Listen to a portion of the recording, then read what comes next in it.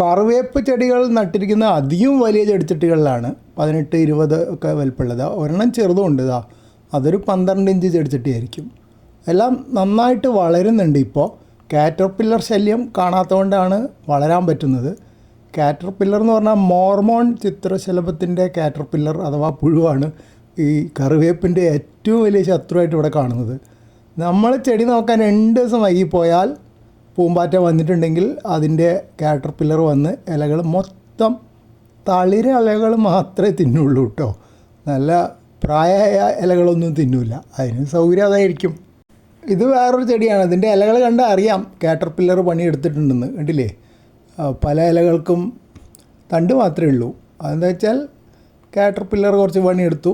അത് അപ്പോഴേക്കും കണ്ടുപിടിച്ചു, നീക്കം ചെയ്തു. അതുകൊണ്ടാണ് ബാക്കിയുള്ള ഇലകൾ രക്ഷപ്പെട്ടത്. അല്ലെങ്കിൽ ഒരിലയും ബാക്കി ഉണ്ടാവില്ല, ആ തണ്ട് മാത്രമേ ഉണ്ടാവുള്ളൂ. അതാണ് മോർമോൺ ചിത്രശലഭത്തിൻ്റെ കാറ്റർപില്ലറിൻ്റെ കഴിവ്. അത് തുടക്കത്തിൽ ചെറിയ 2-3 മില്ലിമീറ്റർ വലിപ്പം ഉണ്ടാവുള്ളൂ. ഒരു തവിട്ട് നിറം ഉണ്ടാവുക, കറുപ്പ് കലർന്ന നിറം. വലുതായി കഴിഞ്ഞാൽ 5 സെൻറ്റിമീറ്ററൊക്കെ വലിപ്പം വരും. അപ്പോഴേക്കും പച്ചയായിരിക്കും. അപ്പോൾ പിന്നെ കാണാനും ബുദ്ധിമുട്ടാണ്. ഇലയുടെ ഇടയിൽ നല്ല കാമോഫ്ലാജിങ് ആണ്. ഞാൻ മുമ്പ് വീഡിയോ പോസ്റ്റ് ചെയ്തിട്ടുള്ളത് കണ്ടിട്ടുണ്ടാവുമെന്ന് വിചാരിക്കണം. ഇവിടെ ചെടി കുറേ കാറ്റർപില്ലർ നശിപ്പിച്ച് അതിൻ്റെ ഭാഗികമായിട്ടുള്ള ഭാഗങ്ങളൊക്കെ കാണുന്നുണ്ട്. ഇവിടെ കുറച്ച് കാറ്റർപില്ലറിൻ്റെ ശല്യം കാണാം.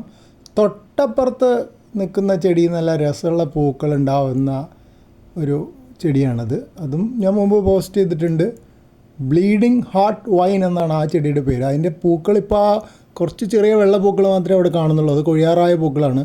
പക്ഷേ അതിൻ്റെ ഉള്ളിലുള്ള ഭാഗം നല്ല ചുവപ്പ് നിറമായിരിക്കും. അതുകൊണ്ടാണ് ബ്ലീഡിങ് ഹാർട്ട് വൈൻ എന്ന ആ ചെടിക്ക് പറയുന്നത്. അത് ഞാൻ മുമ്പ് പോസ്റ്റ് ചെയ്ത് കണ്ടിട്ടുണ്ടാവുമെന്ന് വിചാരിക്കുന്നു. അപ്പോൾ ഇന്നത്തെ സ്പെഷ്യൽ നമ്മൾ ഹോട്ടലിലൊക്കെ എഴുതി കാണാറുണ്ട്, പണ്ട് നാട്ടിൻപുറത്തെ ഹോട്ടലിലൊക്കെ. ഇന്നത്തെ സ്പെഷ്യൽ ഈ തക്കാളി തൈകൾ വലിയ ആരോഗ്യമില്ല. അതിനും പിന്നെ ഈ കറിവേപ്പിനൊക്കെ പഴുത്തൊലി ഫെർമെൻറ്റ് ചെയ്തിട്ടുള്ള വളമാണ്. ആ വളം ലായനി തക്കാളി ചെടികൾക്ക് ഒഴിച്ചു കൊടുത്തു. ബാക്കി ഉണ്ടായിരുന്ന വേസ്റ്റ് കറിവേപ്പിൻ്റെ കടക്കിൽ കുഴിച്ചിട്ടു. അപ്പോൾ രണ്ടും ഉപയോഗമാവട്ടെ. കമ്പോസ്റ്റ് ചെയ്തുണ്ടാക്കാനുള്ള സൗകര്യമൊക്കെ കുറവായതുകൊണ്ടാണ് ഞാനിങ്ങനെ ചെയ്യുന്നത്. ഒരു എളുപ്പപ്പണിയാണ്. അപ്പോൾ ഈ മണ്ണിലൊക്കെ ചിലപ്പോൾ മണ്ണിരകൾ ഉണ്ടാവും. അപ്പോൾ അവരവിടെ പണിയെടുത്ത് മണ്ണിര കമ്പോസ്റ്റ് ആക്കിക്കോട്ടെ, ചെടി നേരിട്ട് വലിച്ചെടുത്തോട്ടെ. അതിൻ്റെ ഇടയിൽ നമ്മൾ വേണ്ട. പിന്നൊരു കാര്യം മൾച്ചിങ് അഥവാ പുതയിടലാണ്.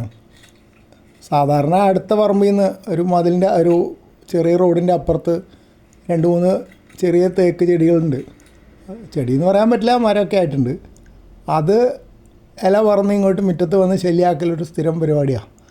അപ്പോൾ ഇപ്പോൾ അതൊരു ശല്യമായിട്ട് കണക്കാക്കണ്ട. അതെടുത്തിട്ട് ചെടിച്ചട്ടികളിൽ ഈ പുതയിടൽ എന്തിനാണെന്ന് വെച്ചാൽ മഴ കുറഞ്ഞു വരുമ്പോൾ ഈ ഇലകൾ അവിടെ കിടന്നു കഴിഞ്ഞാൽ വെള്ളം ആവിയായി പോകുന്നത് കുറയും, മണ്ണിൽ നിന്നുള്ള വെള്ളം നഷ്ടപ്പെടുന്നത് കുറയും. അപ്പോൾ രാവിലെ നനച്ചാൽ പിറ്റേന്ന് വരെയൊക്കെ കുറച്ച് നനവ് അവിടെ നിലനിൽക്കും. അതാണ് ഇതിൻ്റെ പ്രധാന ലക്ഷ്യം. പിന്നെ കളകൾ വളരുന്നത് കുറയുമെന്നും പറയപ്പെടുന്നുണ്ട്. ദോഷം പറയുന്നത് ചിലപ്പോൾ ചെറിയ മഴയൊക്കെ പെയ്താലും വെള്ളം താഴ്ക്കത്തില്ല എന്നുള്ളതാണ്. അത് പുതയിടലിൻ്റെ ഒരു ചെറിയ ദോഷമാണ്. മഴക്കാലത്ത് പക്ഷേ ഇവിടെ അങ്ങനെ ചെറിയ മഴയായിട്ട് വരാറില്ല. വരികയാണെങ്കിൽ നല്ല ഉഷാർ മഴ തന്നെ ഉണ്ടാവാറ്.